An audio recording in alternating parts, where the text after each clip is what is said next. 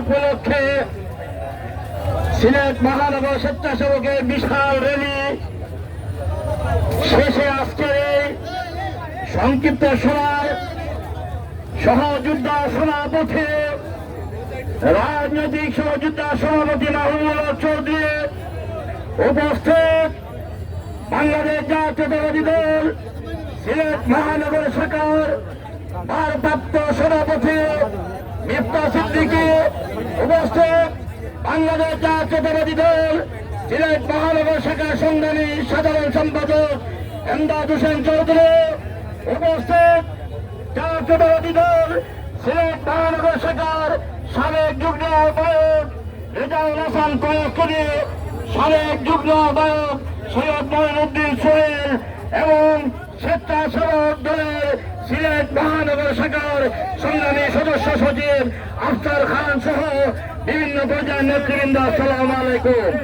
প্রিয় ভাইরা, জাতীয়তাবাদী স্বেচ্ছাসেবক দল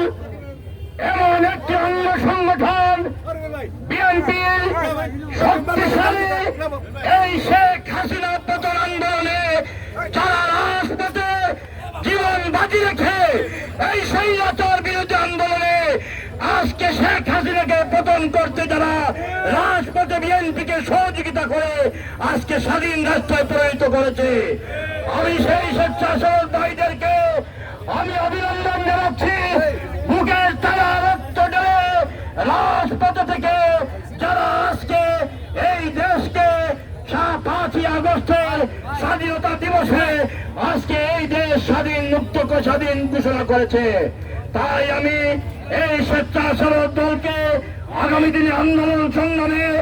এই খুনি হাসিনার ফাঁসি না হওয়া পর্যন্ত রাজপথে আন্দোলন সংগ্রামে